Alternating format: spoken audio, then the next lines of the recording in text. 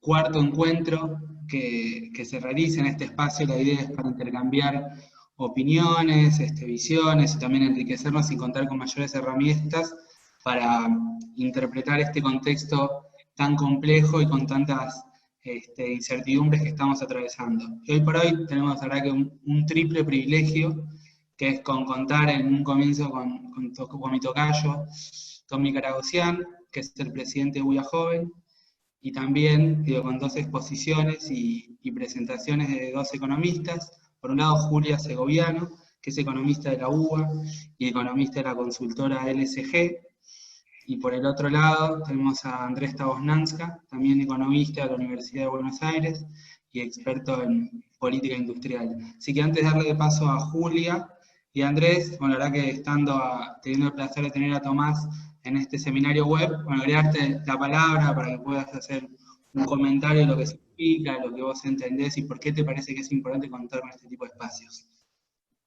Bueno, gracias Tommy por el espacio, gracias a DIMRA. La verdad es que estamos trabajando en conjunto y articulando y me parece que es muy importante. Desde UIA Joven un poco lo que venimos buscando es, digamos, agrandar la base, o sea, ser cada vez más representantes, pero a esa base darle, digamos, formarnos, o sea, darnos conocimiento, aprender constantemente, porque al final, al ser un grupo joven, si bien estamos todos en posiciones de mando o en posiciones importantes, estamos en una etapa de formación. Hablando hace un tiempo con Andrés, justo que digamos, hoy va a ser uno de los dos expositores, me dijo, mirá, me parece que sería interesante que además de todas las charlas que estamos dando con referentes de distintos lados, digamos que vayamos a lo que es política industrial, política económica industrial, digamos. Y en este momento me parece que tenemos una oportunidad histórica de empezar a repensar, digamos, si es correcto por dónde venimos, o hacia dónde vamos, si, por ejemplo, el momento del COVID es una oportunidad para la industria, yo creo que sí. Países como Japón que están, digamos, pidiendo a los industriales que vuelvan a producir a Japón, digamos. Hay un montón de referencias, yo creo, y soy un firme creyente de que tener industria nacional nos da cierta soberanía para casos sobre todo como estos, y que siempre es importante, pero hoy fundamental. Y en ese sentido, para mí es buenísimo que podamos articular entre espacios como ADIMRA Joven, que hoy nos está invitando, con la UIA Joven y otras cámaras que la verdad que se nota que estamos aprovechando el momento para darnos estos espacios. Aun cuando muchos de nosotros estamos prendidos fuegos en el día a día, digamos, hoy acá tenemos 82 participantes y eso quiere decir que valoramos estos espacios. O sea, el año pasado nosotros en la UIA Joven tuvimos un gran crecimiento y fue en un año complicado, y yo lo valoro el doble. Creo que poder tener 80, 82 personas que estén conectadas en este momento para un ciclo, para escuchar a Juli, para escuchar a Andrés, para aprender, me parece que tiene un valor doble dado el momento. Así que celebro el espacio, la verdad que estoy muy contento de poder aprender en este momento junto a Juli y a Andrés, y muchas gracias a DIMRA por darnos el espacio a UIA Joven y a mí en este caso.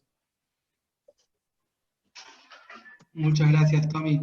Bueno, la verdad que te toca una presentación bastante difícil, Julia. La macro argentina te da muchísimo trabajo, e incluso imagino que con las últimas novedades estás hasta el último segundo actualizando las Filipinas. Así que bueno, digo, la idea un poco, y para que todos estén al tanto, la idea del encuentro de hoy es que haya dos presentaciones, una de Julia y otra de Andrés. En el medio, entre presentación y presentación, que haya un espacio, un breve espacio para algunas preguntas. Después la presentación de Andrés, otra tanda de preguntas y también intercambios. La idea es que en esa última etapa podamos tener el mayor ida y vuelta posible. Así que bueno, Julia, te doy la palabra.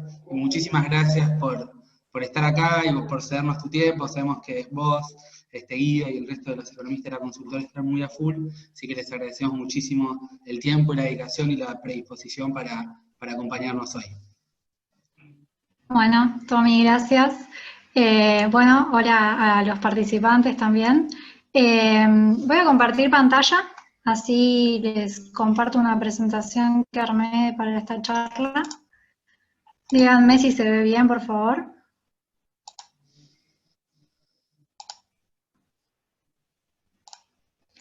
Bueno, ahí debería aparecer.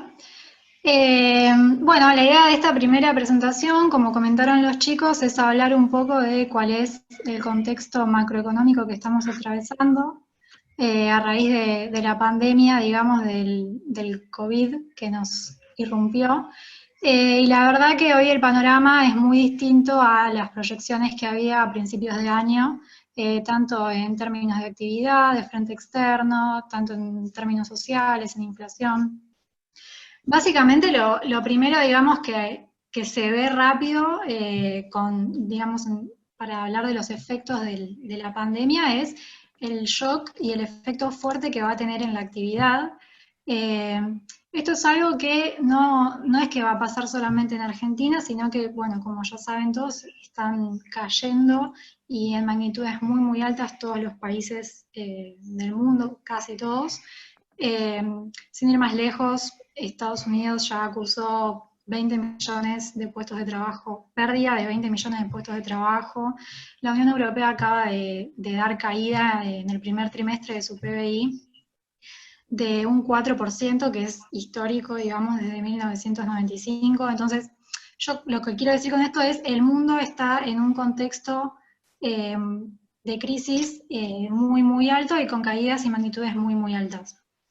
En este contexto, Argentina no quedó, digamos, afuera del impacto, y lo que se está hablando ahora es de que este año va a haber una caída del PBI que va a rondar como piso el 6%, de ahí para arriba. No debería exceder, digamos, mucho más del 10%, pero de todas maneras son caídas realmente fuertes, que lo vamos a ver pronunciado más que nada en el segundo trimestre a raíz de las decisiones de confinamiento y de aislamiento social que pararon gran parte de la producción. En este sentido, más que nada para poner en contexto, nosotros ya venimos de 2 años de caída, como ya todos saben, 2018-2019, este sería el tercer año consecutivo de caída, y en los últimos 3 años ya tenemos acumulada una caída del PBI per cápita del 13%. Lo cual es muchísimo. O sea, a nosotros nos agarró, digamos, la crisis del coronavirus en un contexto donde la economía ya estaba operando en niveles muy bajos, con muy altos niveles de inflación, con tasas muy altas de pobreza, lo que pone a Argentina con un margen para soportar este tipo de shocks mucho menor por ahí que otros países. Y una digamos, de las variables también que este año van a volver a caer y que es muy importante es la inversión.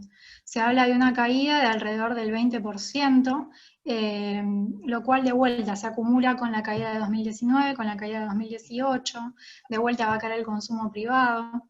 Y esta caída de la inversión también coloca al ratio de inversión PBI en mínimos desde 2002, alrededor de 14%. Que son variables que son muy importantes para, digamos, el crecimiento, para la actividad. Entonces, en este sentido, digamos, lo que vemos es una economía operando a los mismos niveles que en 2008, 2009, lo que se podría decir una década perdida, porque en estos últimos 10 años no hubo un crecimiento genuino. Y si se confirma, digamos, esta caída tan abrupta en 2020, la economía podría llegar a terminar operando en niveles de 2004-2005, o sea, realmente niveles de muchísimo tiempo atrás. Bueno, los datos, digamos, que disponemos hasta ahora son enero y febrero, de cómo dio la actividad cuando todavía no había impactado el coronavirus. Pero lo que sí se puede mencionar de esto es que ya el primer trimestre de 2020 daba una caída acumulada del 2% interanual.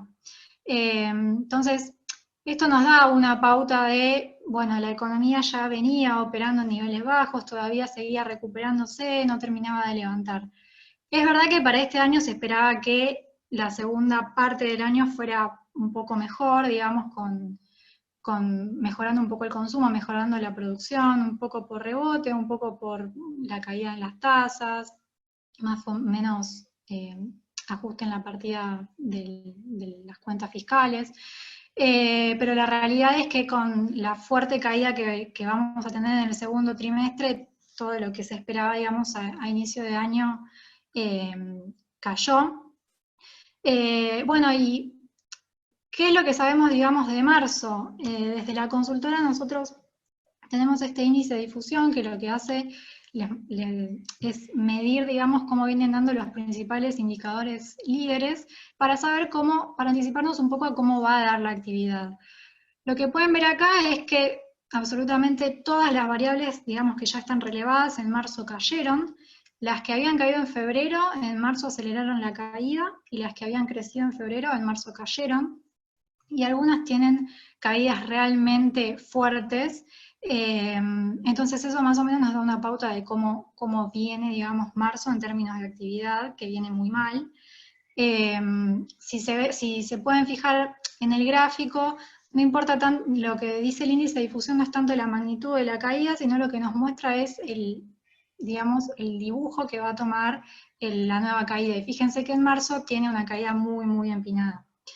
Y una cosa importante para mencionar es que en marzo solamente 1/3 del mes estuvo en cuarentena. O sea que abril va a ser bastante más fuerte porque durante todo el mes estuvimos en cuarentena, y mayo lo mismo. Si bien se empezaron a flexibilizar algunas actividades, la realidad es que esto es un proceso muy lento, se va a ir levantando de manera muy gradual, y hay algunas actividades como las que están relacionadas más con la gastronomía, restaurantes, bares, o de recreación, o incluso turismo, que van a seguir, digamos, paradas por mucho tiempo y que se van a recuperar de manera mucho más lenta por ahí que el resto. Entonces, en ese sentido, es un shock un poco más duradero de lo que por ahí se hubiera esperado inicialmente, y lo que vemos es que, bueno, ya la actividad en marzo no va a dar bien, y el primer trimestre, digamos, va a ser de caída, acentuándose más en el segundo trimestre.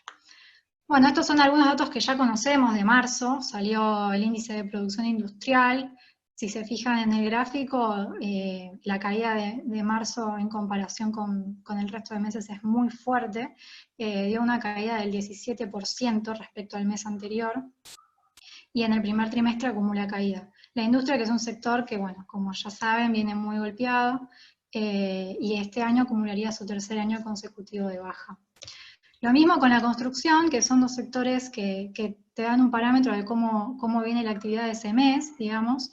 La construcción tuvo una caída brutal, cayó 35% respecto al mes anterior, o sea, de marzo contra febrero, y en términos interanuales, o sea, respecto al mismo periodo del año anterior, cayó un 47%, que es una variación que no se veía desde 2002, y ni siquiera en 2002 había caído tan fuerte. Había caído mucho, 45%, pero digo, incluso es un poquito superior.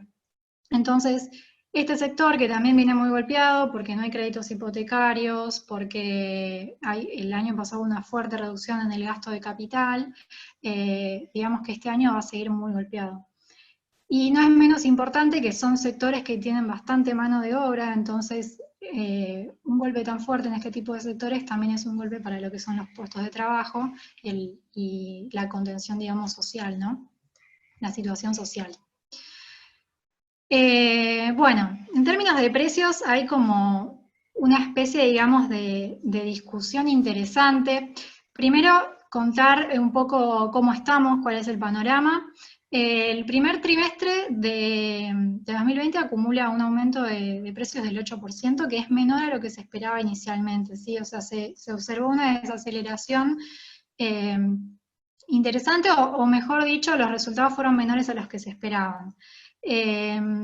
Hoy por hoy la realidad es que también ya se sabe y se espera que en abril la inflación también de baja. Si bien en marzo se aceleró un poquito, se debió por algunas cuestiones. Por ejemplo, los precios regulados subieron por la educación, que en marzo en general se acelera, y en estacionales lo que crecieron mucho fueron las frutas y verduras. Sin embargo, sí, lo que se ve al interior del indicador es que sigue habiendo cierta inercia en la inflación de alimentos. La inflación de alimentos acumula un 12% en el primer trimestre, o sea, por encima del nivel general de precios.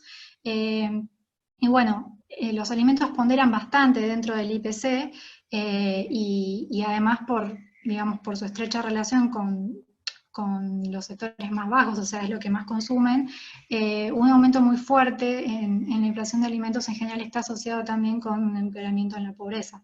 Entonces, estas sí son cosas que no hay que dejar de ver, pero bueno, para hacia adelante, que por ahí es la discusión que más interesa, quisiera plantear, digamos, como un doble escenario. Si bien hoy en día no parecería ser un problema fuerte, de hecho, como les comentaba, en abril se espera que se desacelere, y en mayo por ahí también un poco, lo que hay que empezar a mirar es la dinámica que se está generando y algunas inconsistencias que se están empezando a acumular que podrían llegar a ser conflictivas a futuro. En este sentido, lo que quería plantear es un escenario más pesimista respecto a la inflación y un escenario más optimista. Cuando digo pesimista me refiero a que hay ciertas situaciones que se están empezando a generar que de vuelta hoy no son un problema, pero si se empiezan a acumular podrían llegar a generar presiones inflacionarias. Básicamente, bueno, hoy debido a la cantidad de gastos extraordinarios que está teniendo el gobierno para poder hacer frente a la pandemia y a los costos de la pandemia, todo el financiamiento que está teniendo es vía emisión, debido a que tiene el mercado de deuda cerrado y tiene un tope, digamos, para recaudar. De hecho, la recaudación en términos reales está cayendo bastante. Entonces, bueno, financiar todo con emisión hoy no genera un problema, digamos, no es un problema ya en el corto plazo, pero sí puede generar ciertas complicaciones a futuro si hay una cantidad de pesos, digamos, volcadas en el sistema que no se convalidan con la cantidad de pesos que la gente quisiera tener. En ese sentido, habría que pensar algunas opciones para absorber, lo cual podría llegar a traer algunas consecuencias no deseables, como un aumento de tasa, y hay que ver si el gobierno desea convalidar eso, o si efectivamente se resigna y se espera una aceleración, digamos, de los precios. Después, bueno, otra situación que está ocurriendo hoy es un corrimiento en la brecha cambiaria. Este último tiempo aumentó bastante, y de vuelta, no es un problema por ahí hoy, y no va a impactar hoy directamente en los precios, pero si se mantiene esta situación en el tiempo, se podría llegar a correr un riesgo de que se pierda el tipo de cambio oficial como referencia, y por ahí se empiece a apelar a un tipo de cambio más alto. ¿Cuál es la situación optimista? Porque hoy no están, digamos, no se ve que vaya a haber un fuerte salto en los precios, porque hoy se está apelando a bastantes anclas nominales, que realmente son importantes, e históricamente el tipo de cambio, por ejemplo, el tipo de cambio tiene una relación en nuestro país muy fuerte con la aceleración de la inflación. Hoy en día el tipo de cambio oficial es el que es el comercial, es el que más importante, digamos, o el que más pega, y la realidad es que, bueno, actualmente hay por ahí microdevaluaciones, pero son muy pequeñas, no son significativas. Después otro ancla que se está utilizando mucho es el ancla tarifaria. Hoy las tarifas, digamos, se encuentran congeladas, los combustibles también, y no pareciera haber intenciones de levantarlas rápidamente, esas anclas, lo cual definitivamente, o sea, te tracciona los precios y te los mantiene estables, y algunos, bueno, el programa de precios cuidados también, o precios máximos, que también te pueden traccionar bastante los precios. Ahora, la pregunta por ahí que hay que hacerse para adelante es cuánto tiempo se puede mantener, digamos, el tipo de cambio inmóvil, o cuánto tiempo se pueden aplanar las tarifas. Lo que nos muestra, digamos, la historia, por así decirlo, es que si este tipo de anclajes que no se pueden mantener tanto tiempo en el tiempo, se levantan de manera digamos, poco coordinada o poco gradual, pueden generar un reacomodamiento de precios relativos que termina siendo muy traumático para el país. Entonces, no hay que dejar de tener en cuenta, digamos, que hoy se está apelando a ciertas anclas que eventualmente va a haber que retirar. Entonces, bueno, digamos, no genera un problema hoy, pero si se empiezan a acumular muchísimas inconsistencias que no se solucionan de manera prolija, eso sí podría generar una aceleración inflacionaria más adelante, digamos. Este es el panorama. Bueno, después charlar un poco del frente externo, que vendría a ser lo que es exportaciones, importaciones y el resultado comercial.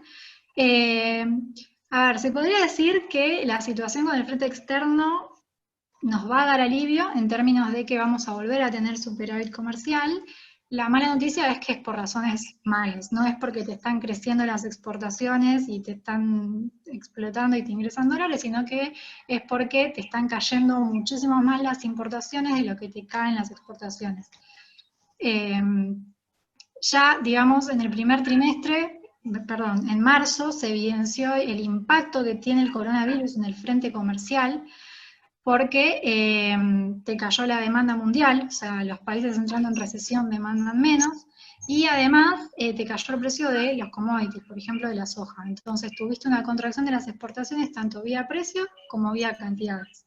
Pero lo que sigue ocurriendo es que la caída fuerte que estamos teniendo en importaciones más que compensa esa caída en exportaciones.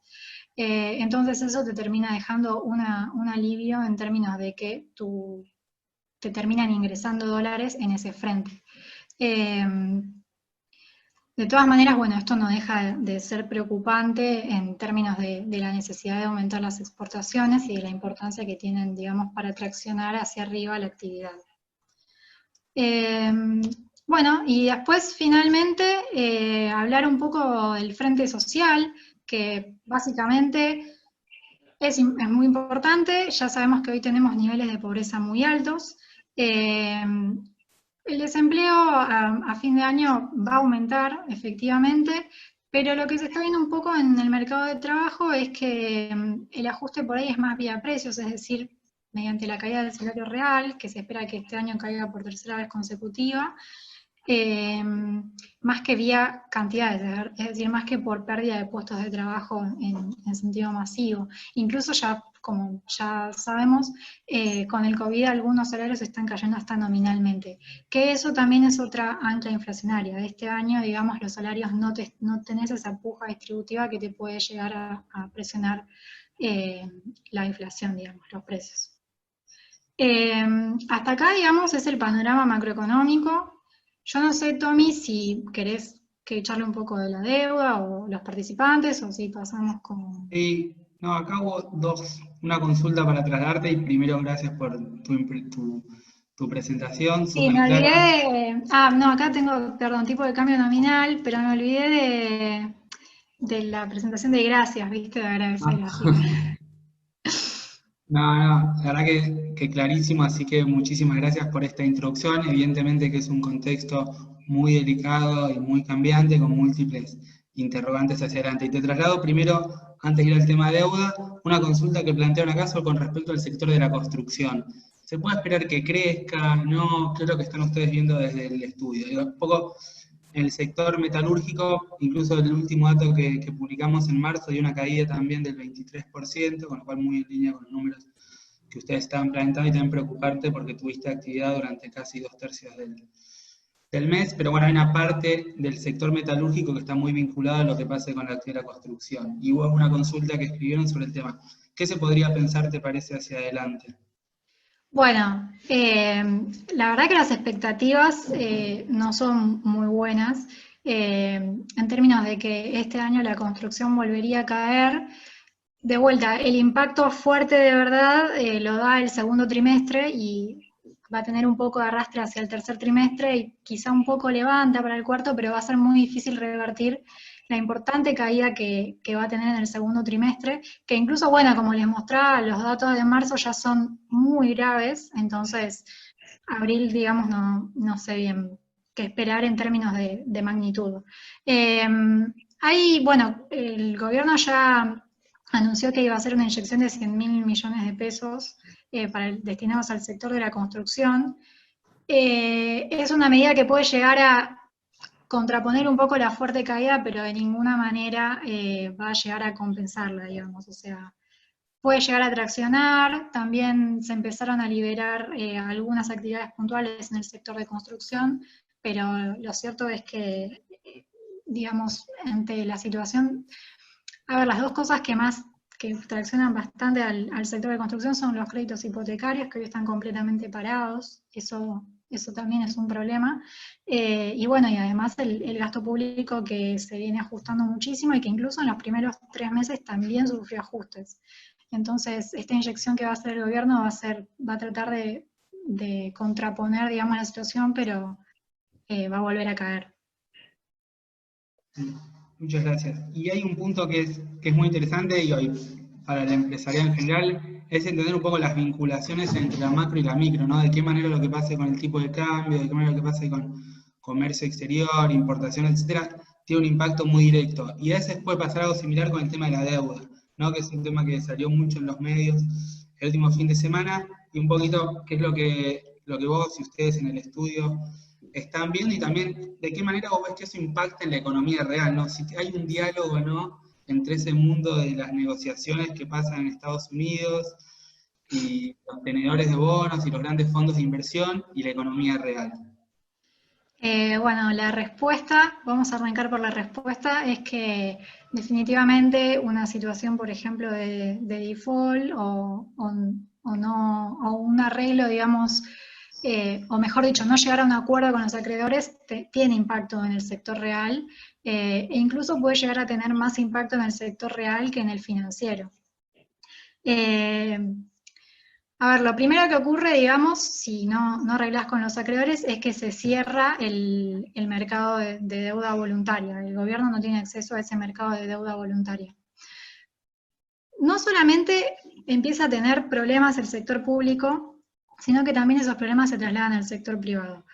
Primero, ¿qué pasa con el sector público? Hoy estamos hablando de una situación fiscal muy deficitaria a raíz del incremento en los gastos, lo cual como piso te va a dar un déficit fiscal de un 5%, que lo tenés que financiar de alguna manera. Si no lo podés financiar con deuda, lo tenés que financiar con emisión, que es lo que está ocurriendo ahora.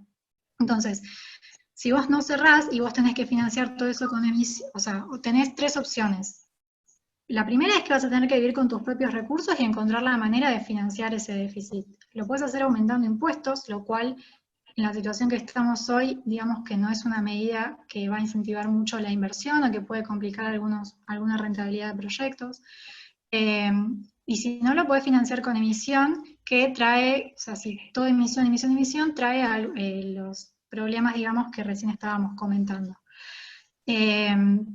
Entonces, en ese sentido, o el gobierno tiene que ajustar el gasto, lo cual también es una política contractiva, o tiene que aumentar los impuestos, que es una política contractiva, o tiene que emitir y generar distorsiones. Entonces, ninguna de esas opciones es buena para el sector real porque termina, en el caso, por ejemplo, de recortar el gasto, termina afectando a la producción, a la actividad económica, al consumo.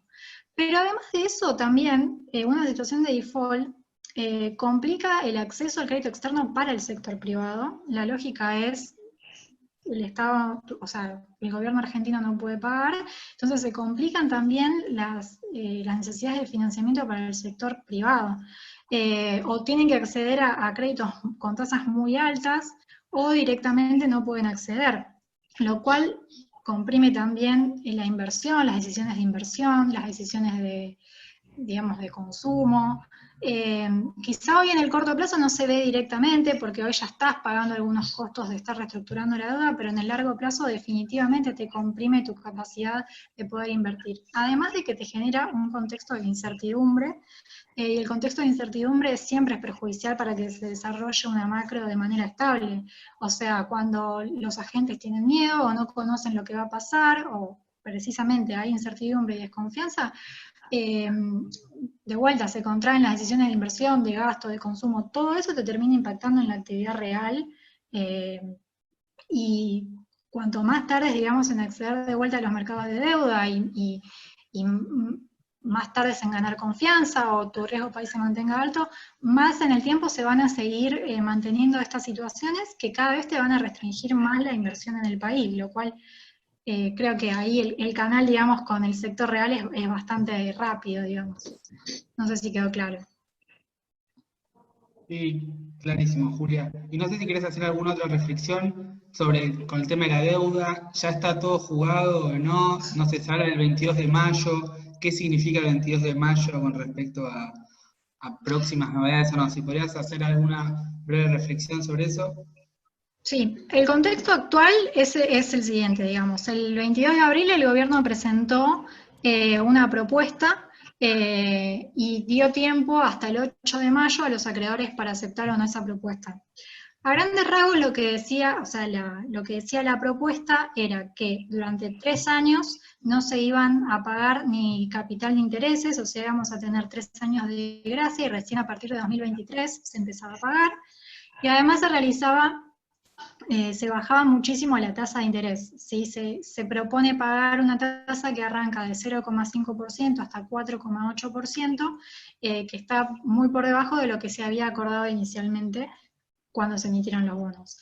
Y además se extiende, digamos, el plazo. Las cuotas, digamos, se amortizan en más tiempo, lo que le extiende, digamos, los pagos, el tiempo, digamos, de pago al gobierno. Esa es la propuesta que había. El 8 de mayo era el tiempo límite, digamos, para aceptar que había puesto el gobierno. Los acreedores dijeron que no aceptan la propuesta, hubo muy, muy baja aprobación, un 12% aproximadamente.